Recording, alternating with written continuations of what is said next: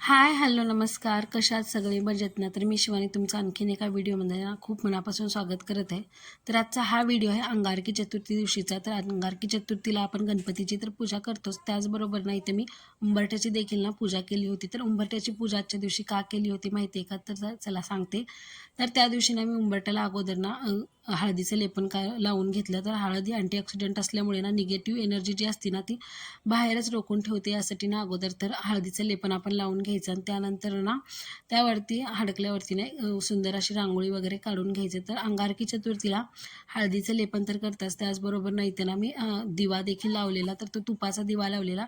गाईच्या तुपामध्ये पिवळी वात करून कापसाची ना तो दिवा लावला जातो. तर हे मी पहिल्यांदाच करत होते, म्हणलं ते तुमच्याबरोबर शेअर करूयात. मला देखील नव्हतं माहिती की अंगारकी चतुर्थीला असं करतात. तर आईने सांगितल्यावरती ना मी हे केलं होतं. तर छान वाटतं अंगारकी चतुर्थीला उंबरठ्याला हळदीचं लेपन लावायचं. त्याचबरोबर ना उंबरठ्याच्या उजव्या साईडला इथे ना आपण तांदळावरती ना एक तुपाचा दिवा देखील लावायचा असतो. तर इथे ना मी प्लेटमध्ये तांदूळ घेतलेला आणि त्यावरती इथे ना मी जी वात असते ना ती पिवळी करून घेतलेली हळदीमध्ये आणि त्यानंतर ना त्यामध्ये ना तुपाचा दिवा लावलेला. तर असं का करतात माहिती आहे का? आपल्या घरात जी येणारी निगेटिव्ह एनर्जी असते ना तर ती बाहेरच राहायला पाहिजे यासाठी ना तो.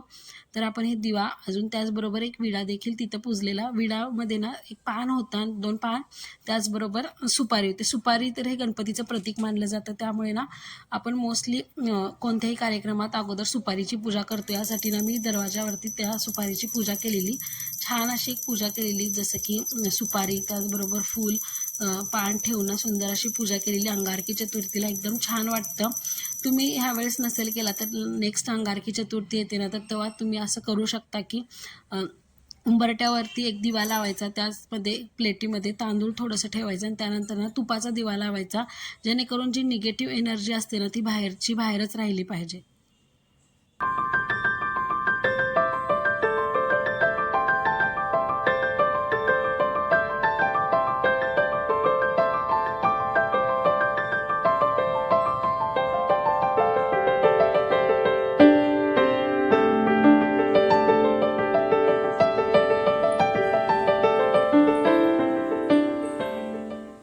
त्यानंतर ना हळदीचं लेपन जे केलेलं पाणी होतं ना तर इथं ना मी इकडे तिकडे दुसरीकडनं टाकून देताना मी ते गुलाबाच्या झाडाला घालून घेतलं. कारण हळदीमध्ये जे अँटीऑक्सिडंट असतात ना तर ते झाडाला ना व्यवस्थित ठेवतात, बॅक्टेरियापासून ना रक्षण करतात. यासाठी ना ते मी झाडाला घालून घेतलं, कारण ना त्याची पानं देखील ना व्यवस्थित राहतील.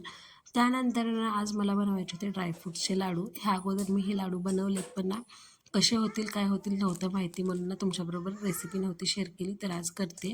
तर त्यामध्ये मी घेतलं होतं अक्रोड, त्याचबरोबर पिस्ता, ऑल सीड्स, काजू, आणखीन बदाम, आणखीन मनुके. तर इथे घेतलेत मी सीडलेसवाले खजूर. त्यानंतर ना कढईमध्ये तूप घालून ना सगळे ड्रायफ्रूट एकत्र न भाजताना ते वेगवेगळे भाजून घ्यायचे, कारण ना वेगवेगळे भाजले ना तर ते व्यवस्थित भाजले जातात आणि तुपामध्ये ना छान असे रोस्ट देखील होतात. तर बारीक गॅसवरती किंवा मोठा गॅस करतात, मीडियम बारीक टू असं करून ना सगळे आपले बदाम भाजून घ्यायचे. तर लाडू हा एकत्र खाल्ला जातो, म्हणून हे सगळे ड्रायफ्रूट्स आपल्याला एकत्र करून भाजून घ्यायचे आहेत. कारण असंही आपण 4-4 ड्रायफ्रूट्स खाण्यापेक्षा ना ते सगळं लाडूत घालून जर खाल्लं ना तर एकदम आरोग्यासाठी ते हेल्दी देखील असतं. तर बदाम भाजून घेतले व्यवस्थित तुपामध्ये. त्यानंतर मी इथे घेतले होते काजू भाजायला. काजू देखील ना तुपामध्ये छान असे गोल्डन कलर येईपर्यंत भाजून घ्यायचे, कारण ना काजू जर व्यवस्थित भाजला ना तर तो व्यवस्थित छान स्मेल देखील करतो आणि खायला देखील व्यवस्थित लागतो लाडूमध्ये. त्यानंतर इथे मी काजू व्यवस्थित भाजून घेतले. तर सगळं असंच करून ना तुपामध्येच व्यवस्थित असं बारीक टू हाय फ्लेमवरती ना सगळं भाजून घ्यायचं, कारण ना त्यातलं जर भाजलेलं तर कच्चं कंटेंट असलं ना भाजल्यावरती ते निघून जातं आणि लाडू आपला जास्त दिवस टिकतो आणि छान देखील लाडू बनतो. तर तुम्ही देखील असं तुपामध्ये सगळे जे ड्रायफ्रूट्स आहेत ना ते तुपामध्ये भाजून घ्या.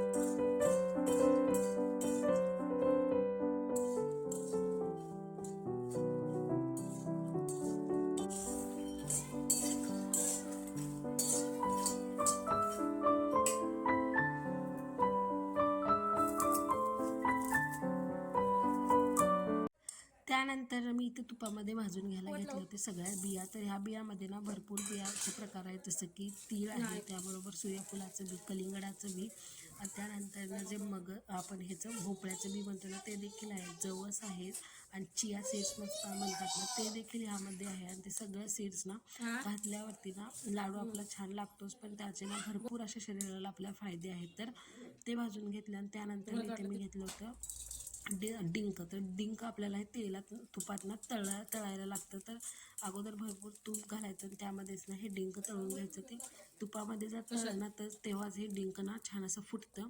तर त्यामुळे डिंक हे बारीक गॅसवरती तुपामध्ये छान असं तळून घ्यायचं. छान असं फुटतं आणि डिंकाचे लाडू इतके छान लागतात. मला तर पर्सनली या लाडूमध्ये ना डिंक भरपूर आवडतो. तर मी ना जेव्हा केव्हा लाडू बनवते किंवा मी खारीची जेव्हा पावडर देखील बनवते ना तर त्यामध्ये देखील ना आम्ही डिंक घालतोच कंपल्सरी, आणि शरीराला ते इतके फायदेमंद आहे. तर डिंक तुम्ही देखील लाडूमध्ये ना डिंक वापरू शकता. डिंक छान तुपामध्ये तळून झाला ना तर त्यानंतर आपल्याला ते घ्यायचं थोडंसं तूप टाकून ना खजूर घालून घ्यायचे. तर खजूर हे ना मी पूर्ण सीडलेसवाले खजूर यूज करते. तर सीडलेसवाले खजूर का तर ह्यामध्ये ना तर ऑलरेडी जास्त असं मेल्ट केल्यासारखे येतात, त्यामुळे ना सीडलेसवाले खजूर वापरायचे.